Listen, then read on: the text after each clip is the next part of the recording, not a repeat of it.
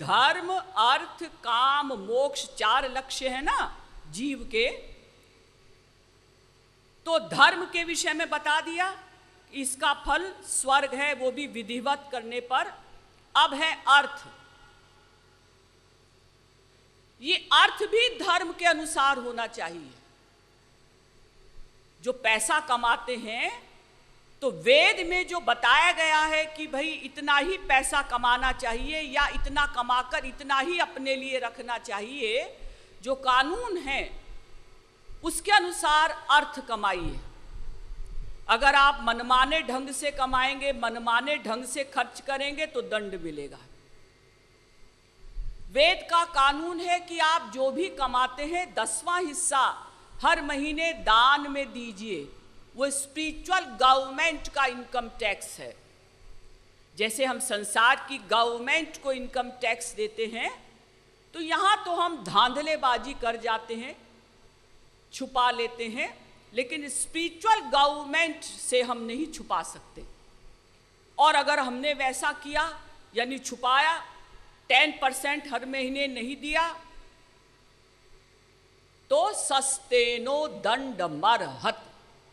भागवत कहती है, भागवत के 7वें स्कंद के 14वें अध्याय का 8वां श्लोक, सस्तेनो वो चोर है, दंड मरहति उसे दंड मिलेगा।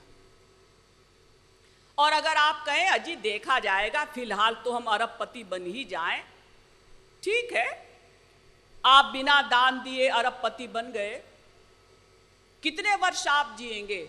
50 वर्ष, 60 वर्ष, 100 वर्ष, 200 वर्ष, उसके बाद तो मरेंगे। अधिक समय नहीं है, सब सामने आ जाएगा जब दंड भोगना पड़ेगा। अब तीसरा है काम।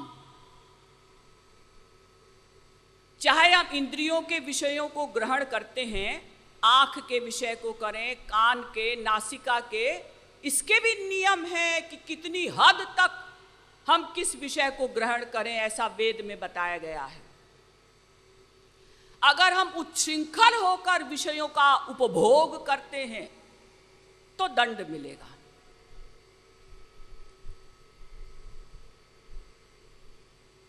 यानी अब बचे केवल संक्षेप में 2 लक्ष्य, एक धर्म और दूसरा मोक्ष।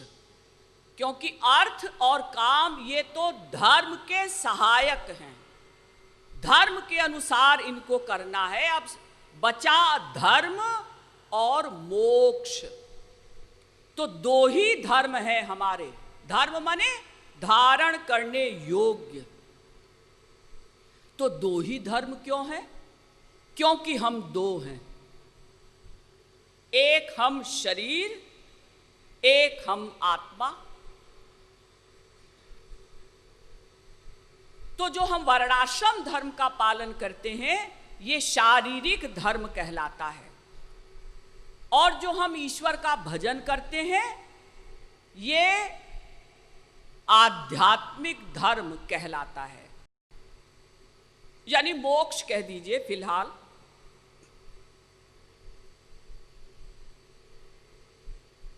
तो असली मैं किसे कहते हैं? आत्मा को। जहां हम लगाते हैं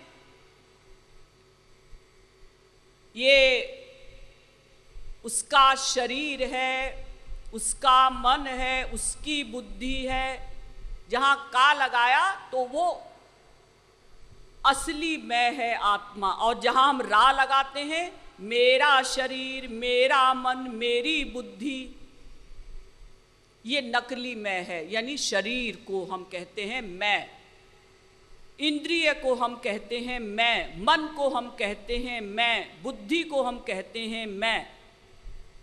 संक्षेप में हम कह सकते हैं दूसरे शब्दों में, शरीर ये नकली मैं, शरीरी यानी आत्मा ये असली मैं।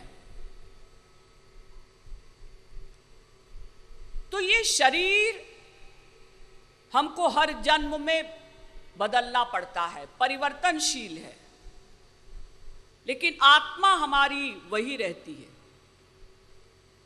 हाँ, शरीर हमें मिलता है, ईश्वर प्राप्ति के पश्चात वो दिव्य शरीर कहलाता है, चिन्मय शरीर कहलाता है, अलौकिक शरीर कहलाता है।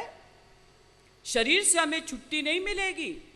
और अगर कोई कहे नहीं हम तो शरीर से छुट्टी चाहते हैं, हम तो दिव्य शरीर भी नहीं चाहते, ठीक है, वो भी मिल सकता है। अगर आप मोक्ष यानी ज्ञान मार्ग से चलते हैं, मोक्ष चाहते हैं, तो आपको शरीर भी नहीं मिलेगा, दिव्य शरीर भी नहीं, प्राकृत शरीर भी नहीं। तो दो लक्ष्य हो गए संक्षेप में, धर्म और मोक्ष। लेकिन ये मोक्ष भी कैतव है, ये मैं बताऊंगी अभी। अब ये जो शरीर का धर्म है, वर्णाश्रम धर्म का जो हम पालन करते हैं, ये परिवर्तनशील है। कैसे? जैसे आप अभी 20 वर्ष के हैं, आपके गुरुजी ने कहा बेटा देखो किसी स्त्री की फोटो भी मत देखना। ठीक है गुरुजी। अब आप 25 वर्ष के हुए, गुरुजी आए, बेटा विवाह कर लो। गुरुजी आपने तो कहा था किसी स्त्री की फोटो भी मत देखना, अब आपका सिद्धांत कैसे बदल गया? आप कहते हैं स्त्री से विवाह कर लो। बको मत, बकवास बंद करो, तुम अभी नहीं समझ सकते, बाद में समझोगे धीरे धीरे। ठीक है, विवाह कर लिया, 2, 4, 6 बच्चे हो गए। फिर आ गए गुरुजी, जब आप 50 वर्ष के हुए, बेटा ये कौन है? गुरुजी हमारे बच्चे हैं। बच्चे?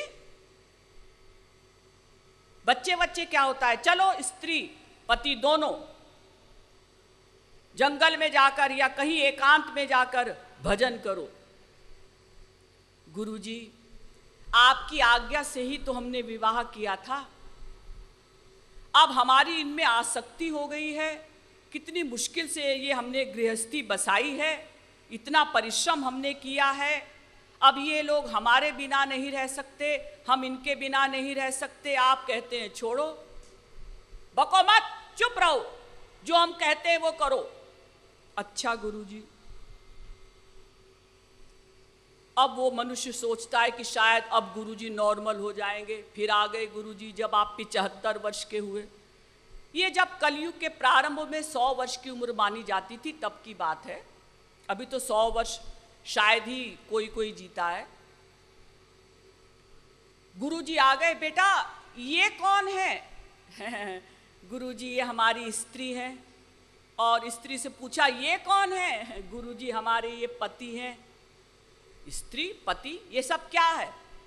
सब संसार में अलग अलग अकेले अकेले आए हैं, सबको अलग अलग अकेले अकेले जाना होगा, सब छोड़ो। कौन किसकी स्त्री, कौन किसका पति? कति नाम सुता न लालिता, कतिवा नेह वधूर भुंजिः, क्वनुते क्वनुताश्च वा वयं, भवसंगः खलु पान्थ संगमः। अरे तुम अनंत बाप बना चुके, कहाँ है वो? हर जन्म में तुमने बाप बनाया, चाहे गधे को बनाया, कुत्ते को बनाया, सूअर को बनाया, मनुष्य को बनाया। अनंत जन्मों में तुमने माँ बनाई, भाई बनाए, बहन बनाई, सब कहाँ है? जी हमको तो नहीं पता कहाँ है। हम तो वर्तमान में जो दिखाई दे रहे हैं इन्हीं को समझते हैं ये हमारे हैं। अरे तो वर्तमान में भी जो तुम्हारे हैं स्त्री पति, माँ बाप, भाई बहन, अगले जन्म में तुम इनको भी भूल जाओगे। तो ये सब तुम्हारे नहीं हैं, छोड़ो इनको और अकेले जाओ, अलग अलग रहकर भजन करो। देखिए, जहां से चले थे वहीं पहुंच गए। बाद में भी कहां से चले थे? ब्रह्मचर्य आश्रम से चले थे, अकेले। पहले ब्रह्मचर्य में तो अकेला था ना व्यक्ति, और सन्यास में भी फिर अकेला हो गया। ये शरीर का धर्म बदल रहा है। ब्रह्मचर्य में अकेला था, फिर गृहस्थ में 2 4 6 हुए, फिर वानप्रस्थ में 2 रह गए, स्त्री पति, और सन्यास में फिर अकेला रह गया व्यक्ति। अकेली स्त्री, अकेला पति, अलग अलग भजन करो। और फिर सन्यास में जो हमने मुक्ति के लिए प्रयत्न किया, तो हम कहां पहुंचे? जहां हम पैदा हुए थे वहां पहुंचे। क्या मतलब?